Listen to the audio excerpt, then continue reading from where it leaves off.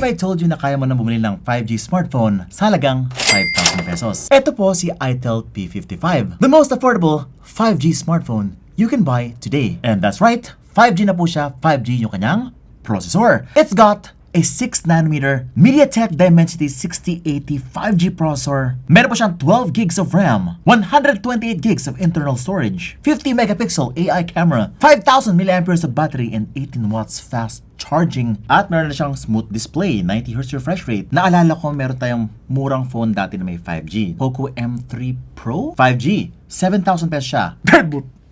But now, wala na po silang. Pero today guys, 5G smartphone, abot kaya na po, 5,000 pesos. Here we go, itel P55. But sabihin sa inyo watching Unbox Diaries. Ooh.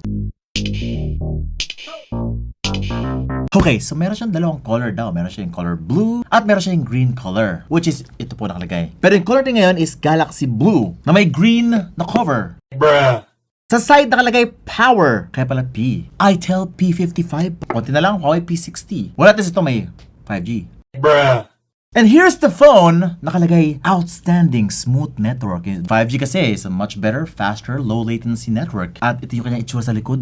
Underneath, we're getting the itel warranty card, a hard case, the 18-watt charger. Uy, may kasama pa siyang earphones and the USB Type-C cable. Guys, ito ang pinaka-important part dito, which is SIM ejector pin. Bakit naman, Vince? Hindi mo ba naisip? This is the first time. Lalabas ko na. Ito yung itsura niya. This could be your first time to use a 5G smartphone. Lalabas po yung 5G dun sa kanyang signal sa upper right corner ng inyong display. Ito na po. Uy, dual nano SIM card slot and micro SD card slot for expandability on top of the 128 gigabytes. At ilalagay na po natin yung SIM card. 1, 2, 3. Globe. Baka naman. Kundi, PLDT na ako. Dito, baka naman. Okay. At ayun na po guys, 5G na po siya. Oh, by the way, hindi na po siya 5G sa harapan. Meron din siyang 5G sa likod. Ayun po, nakalagay 5G. 50 megapixel AI 5G super cam. Pati camera 5G. And yung itsura niya ay, alam niyo ba dati, yung mga chuchu na phone, hindi okay yung mga design nila. But now, they actually got the sweet spot. Pretty much every entry-level phone being put out by transient companies are just so beautiful. Yung iba mukhang iPhone, ito naman, this one is also very elegant in design. Although it does not have that iPhone look, it's still shaped like an iPhone. It's got two massive camera lenses right here. Yan, sa taas at sa baba. That is the 50 megapixel AI camera. And the other one is baka 2MP lang po yan. Wala pa tong ultra-wide angle lens. At ito po kanya LED flash. At nakalagay dito is designed by itel. So merong A for awesome. Meron siyang S for super. At meron pa siyang P for power. And the design is pretty much kakaiba. Meron siyang parang brushed, yeah. But it's not aluminum. Alam mo yung tipong ini-scrub siya ng something na magaspang. Which is pretty nice. Naisip na nila na baka ma-scratch yung likod. So, nunahan ka na. Mamay ka na hard case, okay? So, design lang po to. But yes, this back is plastic. It's flat, yung kanya likod. Sides niya is flat din. Rounded corners. Definitely a trendy looking design. It's also very thin and very light. Very nice and clicky. By the way, speaking of the buttons, here is the power button sa right side, volume rocker sa taas niya. Sa ilalim, yung kanyang headphone jack, microphone, USB Type-C port, and the speaker. And of course, yung SIM tray niya nakita niya kanina, dual nano SIM card slot and micro SD card slot. The display is a dewdrop notch display. 6.6-inch, 90Hz, 720p display, which has its pros and cons, syempre. Ang pinaka-pros po ng 720p display is that it saves more battery. Kasi nga, the higher the resolution, the more power it needs. You won't actually see the difference between a 1080p and 720p display, not unless i-put mo siya side by side. And if you're really concerned about battery life, this is the way to go. And by the way, meron siyang 90Hz refresh rate display. Swiping on the home screen feels very smooth and fast. Facebook mo kapag nag-scroll ka, very fast and smooth din. It gives you the feeling of speed when you're just scrolling right here on social media. Feeling mo talaga mabilis yung phone mo. Speaking of the speed, ito pa yung speed, no? This is as fast as a Helio G99 4G processor. Pero yun nga, meron siyang 5G. 400,000 points sa Antutu benchmark. And that for me is sobrang sulit. For 5,000 pesos, may 5G ka na rin. Overall, the quality of the display is pretty good na, no? I've seen a lot of entry-level phones before. Like let's say for example, 2 or 3 years ago, talagang medyo dim, medyo hindi talaga gano'n ka okay yung brightness ng mga lumang displays sa mga entry-level phones kasi nga talagang tinitipid nila para more profit sila. But now, I don't think profit ang nasa isip nitong si itel. They actually care about you. They actually want to give you these really nice specs, really nice hardware for you to experience and enjoy sa murang halaga lang. And what? Sa Mobile Legends, meron pa siyang ultra graphics, super refresh rate. Lahat na ng phones, ginagawa niya ng ultra graphics. To say to the fans na, okay, so, para sa inyo po to, high graphics, wala na pong ganon. High refresh rate lang na po. Thank you, Munton, at hindi mo pa rin ako ini-sponsoran.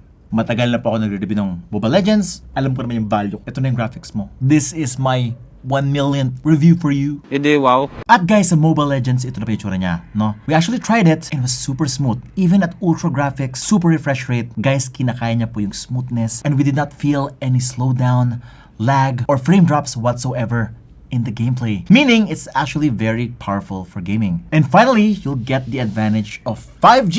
Ito na po yun, no? Kasi nga, latency ang problema. Ang labanan ngayon sa rank. Pagka mataas yung latency, mahihirapan ka guys. Assassin ka, konting mataas na ping lang, wala na. Hindi na gano'n ka-smooth ang inyong combo. Pero it depends pa rin sa inyong location na. Baka sabihin nyo, oh, naglalag naman sa akin 5G. It depends on your location. That's why for me, ako talaga nagba-wifi talaga ako. Para mas controlled ko. Kasi nga kapag ka 5G or mga ganyan, hindi nyo po controlled yung signal sa inyong location. But essentially, 5G will give you lower latency. Not guaranteed, still depends on your location. Sa Call of Duty naman, ganito yung graphics niya. Meron siyang medium graphics and high frame rates right out of the box. And that's right, meron na siyang 5G so makakatulong to sa inyong rank gaming. Kasi nga, lower latency and also the graphics is very smooth. Wala naman siya ng lag. This is actually very optimized for this phone. Grabe no, 5G smartphone, pang gaming na rin, ang tindi. Now when it comes to the camera, 50 megapixel AI camera. Okay, I think this one is very close to the sa Tecno Spark 20C. I think that's the same sensor. Same yung quality. Pero ito nakuha namin sa portrait ni KM. Oh, ganda diba?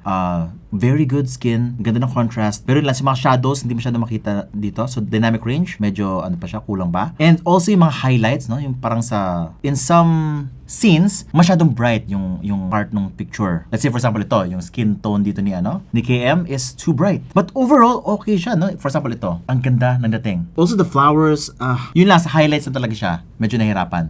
And sa shadows. But overall, if your lighting is perfect, no? If your lighting is very good, I think you can get away with really good photos. The itel P55. Now, nagulat ako dito, no? Kasi nga, yung video niya, kaya niya mag up to 2K 30 frames per second. Ito yung tsura niya. Actually, in good lighting, it looks very, very good. Very similar do sa image quality ng kanyang photos. It does have some pretty adequate stabilization, but you may want a gimbal if gagamitin mo siya for cinematic shots. May HDR mode din po yung kanyang video, which is pretty nice as well. At meron din siya 60 frames per second pero 1080 lang po siya. So far, fully stocked din yung kanyang camera na meron siya super night mode. And ito na yung comparison ng low light, photo mode versus super night. As you can see, mas okay talaga kapag merong super night mode for that better exposure in low light. 8 megapixel selfie camera po to. Ito yung itsura ni KM dito. And yes, no? Kapag okay talaga yung lighting mo, you will get away with really good image quality using the itel P55. Nakalagay dito, shot on power P55 5G. Hindi itel 55, power 55. And that, my friends, is the itel P55. Pero yun, SRP, 5,899 pesos lang po siya. It's already 12 gigs of RAM daw, pero extended po yan. Really 6,128 and sometimes 5,000 sakto na lang or 5,2. Depende po kung kailan yung sale. We have a sale. Kung alam nyo kung saan po ako nag-live, hanapin nyo po kami. Yan. Para sa comment section, maglagay ako. But for me, the real value of this phone is if you're looking for a 5G smartphone, affordable talaga. It is the combination of the camera of the Spark 20C, the processor of the P55 Pro 5G, and the network of Globe Telecom. I think sa other countries, meron siya yung parang plus version ni itel P55. Very exciting if you want to also see that. And if you want to see more videos just like this one, mag-subscribe ka na, hit the bell icon so that you don't miss any of my great content. It's Vince, and you're watching Unbox 80s. Ooh.